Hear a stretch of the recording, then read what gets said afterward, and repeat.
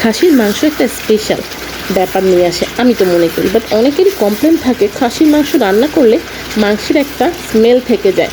এটার জন্য কি করা যায় সেই সব টিপস অ্যান্ড ট্রিক্সই আজকে আপনাদের সাথে এই রেসিপির মাধ্যমে তুলে ধরার চেষ্টা করছি। আসসালামু আলাইকুম, welcome to my new video. অনুরোধ করছি সাবস্ক্রাইব করার জন্য। চলুন তাহলে রেসিপিতে যাওয়া যাক। আমি এখানে 10 থেকে 12 পিস চর্বি এবং হাড়সহ মাংস নিয়েছি। এখন প্রথম টিপস সেটা হচ্ছে আমি এখানে এটা মেরিনেট করব সব কিছু মশলা দিয়ে। যারা মনে করেন টক দই ছাড়াও অনেকে মাটন রান্না করে থাকেন তাদেরকে বলবো যে সব মশলা দিয়ে, বেসিক যেসব মশলাগুলো আপনারা ইউজ করছেন সেই মশলাগুলো দিয়ে অন্তত 1 ঘন্টা এই মাংসটাকে মেরিনেট করে একটা সাইডে রেখে দিবেন। তারপরে পেঁয়াজ ভেজে এবারে আপনি আপনার মতো রান্নাও করতে পারেন, আবার আমার এই রেসিপিও ফলো করতে পারেন।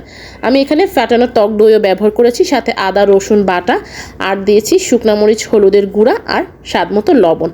এবারে দ্বিতীয় টিপস সেটা হচ্ছে খুব ভালো মতো হাত দিয়ে কচলিয়ে কচলিয়ে মশলার সাথে মাংসগুলো মেখে নিতে হবে। দেখতেই পাচ্ছেন আমি এক একটা মাংস নিয়ে কিভাবে হাত দিয়ে কচলিয়ে কচলিয়ে মেখে নিচ্ছি, যেটাকে বলে আর কি। এটা আমি 2 থেকে 3 মিনিট ধরে করেছি। এবার করে মাখানো কমপ্লিট হয়ে গেলে আমি এটা 1 ঘন্টার জন্য একটা সাইডে রেখে দিচ্ছি। দিয়ে এবার বাকি কাজ করে নিন বা এই রান্নার বাকি প্রসেসটাও কমপ্লিট করতে থাকুন। এভাবে করলে ম্যাক্সিমাম যে স্মেলটা সেটা চলে যেতে পারে। এবারে বাসার কিছু উপাদান দিয়ে আমি একটা শুকনো মশলা তৈরি করছি। তার মধ্যে দিচ্ছি জিরা, তার সাথে যাচ্ছে এলাচ, আরও দিচ্ছি মানে যেগুলো বাসায় থাকে, দারুচিনি, মাংসের পরিমাণ মতো এইগুলো ব্যবহার করবেন। দিচ্ছি মৌরি, এটা যদি না থাকে না দিলেও কোনো সমস্যা নেই। আর দিচ্ছি ধনিয়া। তার সাথে আর যেগুলো দিব তার মধ্যে হচ্ছে লবঙ্গ আছে, আর আছে তেজপাতা, শুকনা মরিচ দিলেও দিতে পারেন, না দিলেও কোনো সমস্যা নেই। আর দিচ্ছি গোলমরিচ। এই সব কিছুকে খুব ভালো মতো আমি মিডিয়াম টু লো হিটে শুকনো খোলায় ভেজে নিব।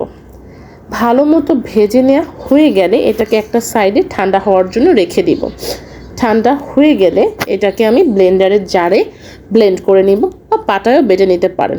এবারে আমি এখানে আলু দিচ্ছি, কারণ আমার চ্যানেলে অলমোস্ট 2টা খাসির মাংসের রেসিপি আছে, আর যেখানে মানুষ একটু বেশি সেখানে দেখবেন আলু দিলে মাংসটা একটু পর্তা পাওয়া যায় আর কি। এটা আমাদের বাসার মুরব্বীরা বলে থাকে। এবার ওইটা ওই পাশে ব্লেন্ডার করে রাখা শুরু করে দিই। আর এদিকে আমি সরিষার তেলে রান্নাটা করছি। এটাও কিন্তু একটা টিপস, সরিষার তেল দিয়ে মাটনটা রান্না করার ট্রাই করবেন। এতে খুব সুন্দর একটা স্মেল অ্যাড হয় এবং অধিকাংশ স্মেলটা চলে যাওয়ার জন্য হেল্প করে। আমি যে 3টা রেসিপি আমার চ্যানেলে এটা নিয়ে হবে সেটা আপনাদের সাথে শেয়ার করেছি। আমি মনে করি এভাবে আপনারা করে দেখতে পারেন, আশা করি মাংসে কোনো গন্ধ থাকবে না। কথা বলতে বলতে সরিষার তেলে এলাচ, দারচিনি, তেজপাতা দিয়ে একটা ফোড়ন করে নিয়ে দিয়ে দেব 1 মুঠ পরিমাণ পেঁয়াজ কুচি। এটাকে একদম যেভাবে বেরেস্তা করে নামায় নেন ঠিক সেই পরিমাণ ভেজে নিতে হবে, মানে ব্রাউন কালার করব। তারপরে যেই দেখবো ব্রাউন কালার হয়ে গিয়েছে মেরিনেট করা ওই মাংসটা আমি দিয়ে দিলাম। এইভাবে করে দিলে মানে ব্রাউন কালার করে নিলে, মানে যেটাকে বেরেস্তা বলা হয়, তখন আমি বেরেস্তাটা তুলে নিব না, ওই তেলেই দিয়ে দিলাম মেরিনেট করা ওই মাটনটা এই সময় দিলে পেঁয়াজের যে বেরেস্তার ফ্লেভারটা ওইটা মাংসটার থেকেও স্মেল যেতে সাহায্য করবে। অনেকের অনেক রকমের কমপ্লেন থাকে, ঠিক সেই জন্য আমি এইভাবে টিপসগুলোকে আপনাদের সামনে তুলে ধরছি যাতে আপনাদের সুবিধা হয়। যারা আমার এভাবে টিপস, যে আমার এই রেসিপি ফলো করতে হবে আমি বলছি না, এভাবে করেও করতে পারেন। এবারে আমি দিয়ে দিচ্ছি আমার যেই রেসিপিটা সেই রেসিপির হিসেবে মশলা, যেটা আমি গুঁড়া করে রেখেছিলাম তার থেকে হাফ দিলাম এখানে, পুরোটা আমি এখন ব্যবহার করছি না। এখন কিছুটা দিয়ে খুব ভালো মতো কষবো। আর শুধু মাটন না, যে কোনো মাংস রান্নার সময় কষানোটা কিন্তু মাস্ট বি, খুবই জরুরি। একটু সময় নিয়ে মাটন বা বিফ, চিকেন, ইভেন ডাক যেটাকে আমরা বলি মানে হাঁসের মাংস, সব কিছু একটু সময় নিয়ে কষিয়ে রান্না করলে এমনি ফ্লেভার অনেক সুন্দর হয়ে যায়। অনেকেই বলে যে মাটনের যে মেরিনেটেড করার যে টাইমটা এটা হচ্ছে অনেক বেশি সময়, এত সময় তো হাতে থাকে না। তাদেরকে বলবো একটু হলেও 15 মিনিটের জন্য অন্তত মাটনটা মাখিয়ে রাখবেন বা মেরিনেট করে রাখবেন। তারপরে এভাবে অনেক সময়, এই ধরেন 10 মিনিট বা 5 মিনিট ধরে যদি একটু কষিয়ে রান্না করতে পারেন তাহলে আমার গ্যারান্টি কোনোভাবেই মাটন থেকে কোনো স্মেল আসবে না। কথা বলতে বলতে আমি খুব সময় নিয়ে মাটনটাকে কষিয়ে নিচ্ছি। এবার দিয়ে দিলাম একটু আলু। আমার বাসায় অনেকেরই আলু দিয়ে মাটন হোক বিফ হোক অনেক পছন্দ করে, তো ভাবলাম যেহেতু একটু মাটন আমি অল্পই ব্যবহার করছি, আলু দিয়ে দিলে আলু দিয়ে মেখে গরম ভাতের সাথে মাটন দিয়ে খেতে ভালোই লাগবে। আর সরি ফর আমার এরকম গলার ভয়েস, কারণ বাসার সবার জ্বর, আমার 2 বাচ্চার জ্বর, আমার জ্বর। সো আমার এই গলার ভয়েসের জন্য আমি অত্যন্ত দুঃখিত। আমাদের জন্য দোয়া করবেন যাতে আমরা খুব দ্রুত সুস্থ হয়ে যেতে পারি।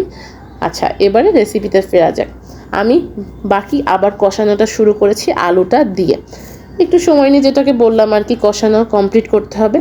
আর এবারে আরও একটা টিপস দিচ্ছি, যে কোনো মাংস কষিয়ে নেওয়ার পরে চেষ্টা করবেন ফুটন্ত গরম পানি দেওয়ার। এতে করে হবে কি, মাটন বলেন বিফ বলেন খুব সুন্দরভাবে সিদ্ধ হতে সাহায্য করবে। ঠান্ডা পানি দেওয়ার থেকে যে কোনো রান্নায় গরম পানি ব্যবহার করলে খুবই ভালো একটা ফলাফল পাওয়া যায়। যারা করেছেন তারা তো জানেনই, যারা কখনো এভাবে ট্রাই করেননি গরম পানি দিয়ে মাংস রান্না করা, তাদেরকে বলবো এভাবে করে নিজেই তফাৎটা খুঁজে পাবেন। আমি আর সেটা বলে দিলাম না, ঠিক আছে। এখন সিদ্ধ করতে দেওয়ার পালা। মাঝে মাঝে একটু নেড়ে চেড়ে দিচ্ছি ঢাকনাটা খুলে। এভাবে কিন্তু মাটনের ঝোল, এই একই রান্নায় 2টা ট্রিক্স দেখিয়ে দিচ্ছি। যদি এভাবে ঝোল খেতে চান তাহলে একটু পানির পরিমাণ বেশি দিয়ে, এই যে এখন সিদ্ধ হয়ে গিয়েছে, এই অবস্থায় নামিয়ে নিলেও হবে। আর যদি মাখা মাখা খেতে চান তাহলে ঝোলটাকে একটু মরিয়ে বা শুকিয়ে নিলেই হয়ে যাবে। এখন দিয়ে দিলাম 2টা কাঁচামরিচ ফেলে দিয়েছি মাঝখান থেকে চিড়ে, যেটাকে বলে, দিলে একটা সুন্দর ফ্লেভার অ্যাড হবে। আর দিয়ে দিলাম বাকি ভাজা মশলাটা দিয়ে। এবারে আমি যেহেতু মাখা মাখা একটা গ্রেভি করব, তাই জন্য আমি চুলার আঁচটা জোরে করে দিয়ে ঝোল বা গ্রেভিটা একটু শুকিয়ে নিচ্ছি। ব্যাস তৈরি হয়ে গেল আমার মজাদার আলু দিয়ে সিম্পল ঘরোয়া উপাদানে মাটনের কষা বা মাটন ভুনা, যেটাই বলেন না কেন। আমাদের তো ভাই খুব মজাদারভাবে এই জ্বর মুখে খাওয়ার জন্য একটা রেসিপি হয়ে গেল। Thanks for watching. আল্লাহ হাফেজ।